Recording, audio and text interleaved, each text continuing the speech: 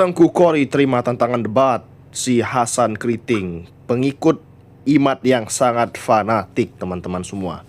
Jadi Gus Hasan ini adalah pengikut sejati daripada sekte Imadiyah, pembela pembatal nasab para Habib Ba'alawi. Kita akan saksikan video berikut ini sampai selesai teman-teman semua. Transportasi dia pulang pergi saya tanggung, bahkan makan terjamin, keamanan semua terjamin. Face to face debat ilmiah persoalan keabsahan nasab Ba'alawi dan kebatalannya antara si Hasan Keriting sama saya. Lalu Kalau yang lain saksinya itu adalah rombongan-rombongan para kiai yang menjadi saksi, nggak problem bagi saya, mau dari luar negeri kek, mau dari mancanegara, terserah. Tetapi face to face antara saya dengan siapa tadi? Si Hasan Keriting, dan tidak ada syarat apapun, gitu loh. Tetapi tetap teman-teman. Setiap perjalanan seseorang ke tempat lain harus ada tanggung jawab akomodasinya. Sebelumnya saya kasih tahu kronologisnya dulu, jangan nanti di framing. Saya menantang debat Imaduddin dan bahkan saya memberi surat undangan untuk diskusi terbuka dengan Imaduddin. Nah, si Hasan itu berkoar-koar bicara tentang nasab, terus di bawah tapping, Qori lawan Hasan, gitu kan. Nah, saya bilang, bawa aja Hasan kemari. Nggak lama kemudian, datanglah seorang utusan yang namanya Sam Debater. Dia bilang, Tengku Qori, Gus Hasan, menantang sampean berdebat secara online di room dia. Saya bilang nggak usah, ngapain ke room dia, cuman berapa viewernya. Coba datang ke room saya aja yang 14.000 lebih viewernya. Nahnu Aswaja TV yang ini nih, ya. Oke, saya sampaikan. Nanti dalam diskusi tidak ada orang lain, saya sama dia dan moderator satu. Seperti itu. Saya sudah rekam layar, ya, akan saya expose. Jadi tolonglah. Yang bisa kasih. Sebentar. Assalamualaikum warahmatullahi wabarakatuh. Para saudara-saudariku, para sahabat-sahabatku, para teman-temanku semua, pada kesempatan kali ini saya ingin menjawab tentang pertanyaan dari teman-teman, di mana katanya ada salah satu orang-orang yang pro kepada Ba'alawi atau mungkin dari kalangan Ba'alawi sendiri, yang mana mereka itu memiliki hujjah dalam argumentasinya dengan satu kaidah. Adamul wujudan la yakni adamul wujud, ya. Tidak ada penyebutan bukan berarti tidak ada orangnya. Memang betul teman-teman seperti itu. Tapi ya, kita juga harus memahami bagaimana para ulama dalam perspektif ilmu nasab itu memahami kaidah tersebut. Karena kaidah yang saya sebutkan tadi itu bukan kaidah di dalam ilmu nasab, ya. Nah, kalaupun mau dipaksakan ke sana, maka kita harus memahami itu dengan pernyataan di dalam kitab Al-Muntaqa fi Aqabil Hasan Al-Mujtaba.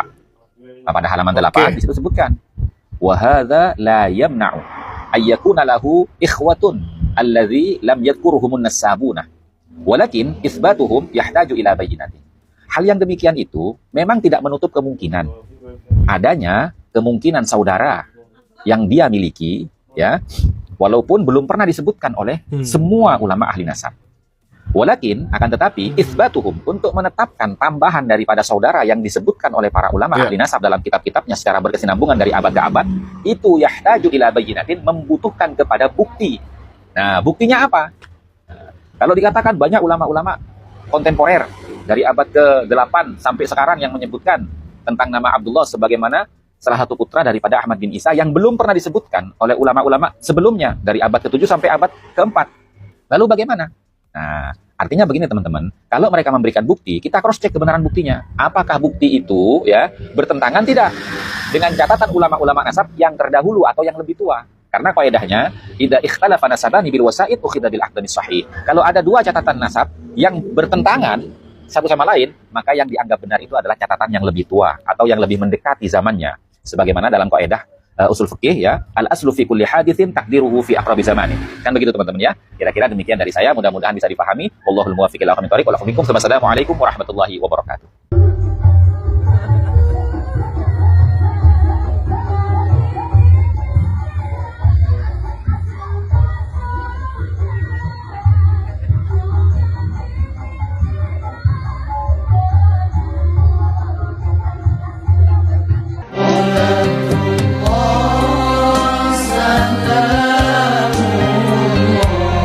Assalamualaikum Assalamualaikum warahmatullahi wabarakatuh. Bismillah, alhamdulillah, wala hawla wala quwata illa billah. Asyhadu an la Tak semar dijeneng aja ya kakek orang gorengan di gitu.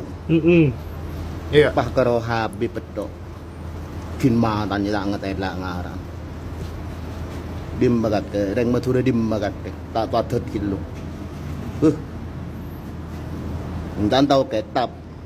Bi Pak Habib selaku protes bi kakek. Kok majago pate deh. Cepat sepi tu burung sen aja ngaran. Ajual je, mau kabar kata emo. Teti sebangsor kakek. San. Pecore bayin matan yang ngaran mi ambu. Selanjutnya cek ngade ni. Tak totodus dureng dim aja. Menurut Mukimat, bahwa naskah kuno Kitab Sulam Taufik ditemukan di Madura itu penulisnya seorang ulama yang tidak tahu siapa namanya, dia juga tidak menyebutkan apa bohong begitu. Yang menurut dia adalah murid Mbah Kiai Haji Maimun Zubair. Berarti jelas di sini bahwa naskah kuno tersebut lebih muda daripada Kitab Sulam Taufik karangan Said Abdullah Al-Alawi. Karena apa? Karena Said Abdullah itu sendiri lahir tahun 1191 Hijriah dan wafat tahun 1242 Hijriah. Sedangkan Mbah Kiai Haji Maimun Zubair lahir tahun 1347 Hijriah. Jadi ada jarak antara wafatnya Said Abdullah dengan lahirnya Mbah Kiai Haji Maimun Zubair itu ada jarak 105 tahun. Jadi mana mungkin kitab yang usianya lebih tua itu menjiplak pada kitab yang usianya lebih muda. Itu. Jadi jelas di sini golongan Mukimat sekte Imadiyah ada upaya untuk pembodohan terhadap umat. Jadi jelas ya bahwa Kitab Sulam Taufik yang beredar di pesantren, yang kita kaji di pesantren itu jelas adalah karangan dari Said Abdullah bin Husain bin Thohir.